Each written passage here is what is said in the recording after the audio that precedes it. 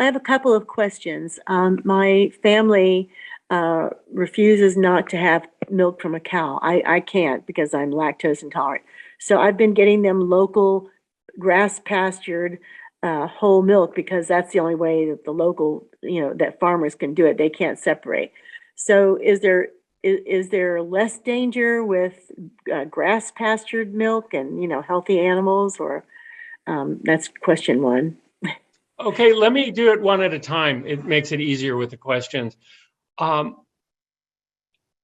Okay, instead of good, better, best, we'll put worst and not quite as horribly damaging. So the grass-fed milk is going to be slightly less damaging than regular milk.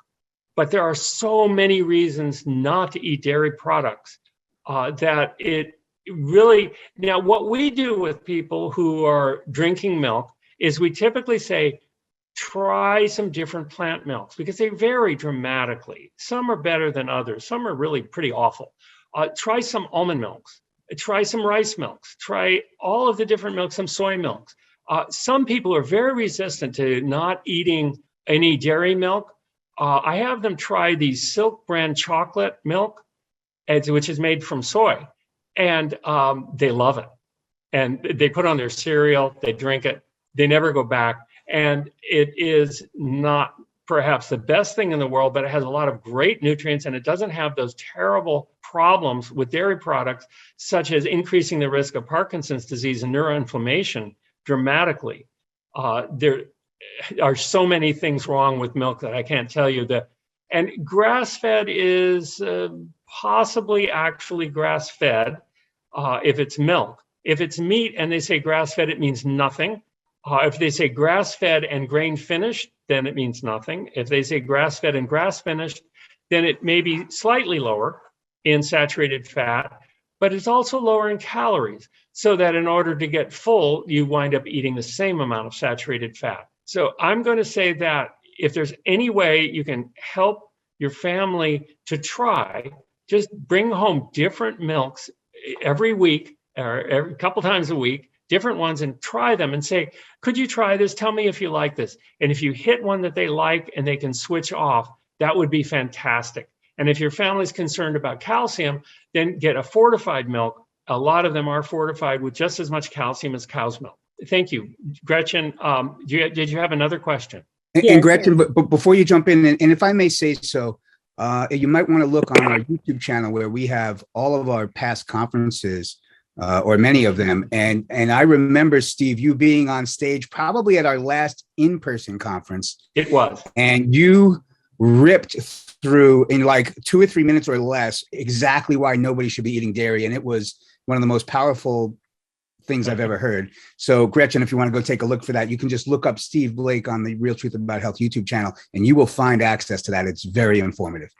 Thank you, Ben. That was a lot of fun. Yeah. Gretchen, your next question.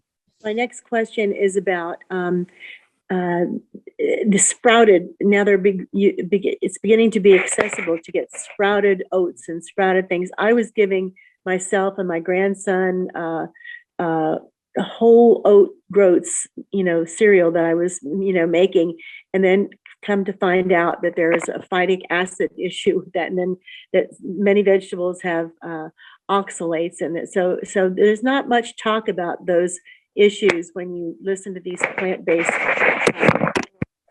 Okay, well, let's talk about phytates and oxalates.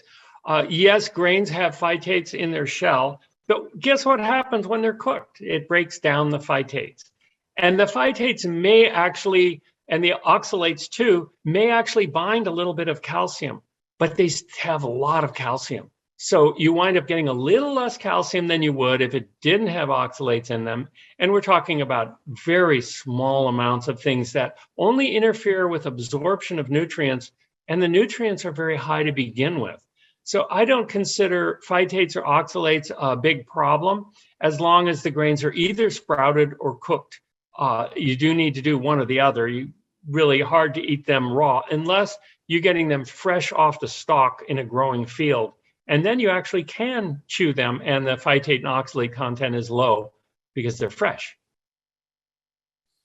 have seeds like flax seeds and chia seeds and hemp seeds, should we be soaking them and toasting them before we grind them, or to get the benefits? Or Oh, it's not necessary to soak them if you're going to grind them.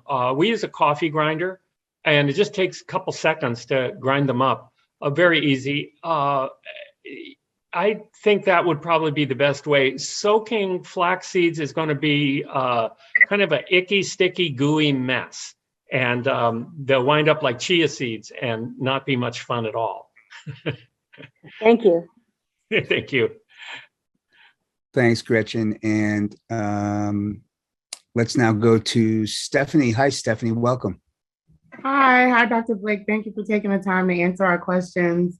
So I'm not diabetic or pre-diabetic, but I am insulin resistant. I have a condition called PCOS that causes insulin resistance.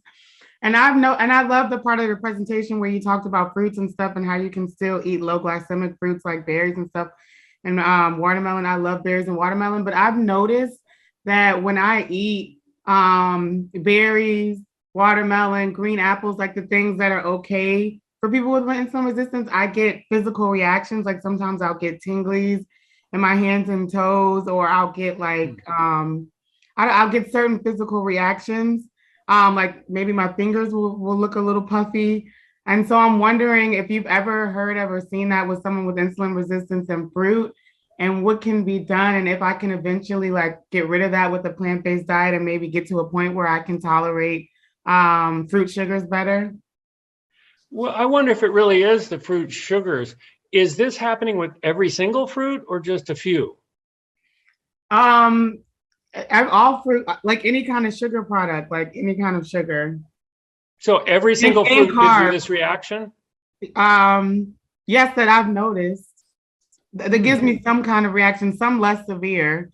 Like I had a green apple not too long ago, and it wasn't so bad.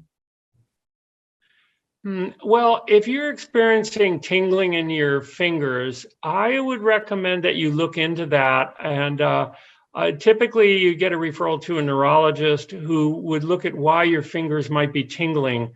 That could be something in your nervous system that you'd want to get figured out. I'd want to just be careful and find out if there's some reason for that. It may be something else in the fruit and not the sugar itself, because the sugar is so low and slowly absorbed in a green apple. There's not much sugar at all. They're sour. Right. Okay, Stephanie, is that everything you had, or? One more curiosity. Have you ever heard of inositol or ovasitol? They're supplements that help with insulin resistance. And if you've heard of them, what do you think of them? Well, I did mention trivalent chromium, which is in a good multiple vitamin anyway, and that does help with insulin resistance. You might also want to check your diet for saturated fatty acids and see if they're causing insulin resistance, because those are the biggest cause of insulin resistance that I have found in all my research. So I would check there first.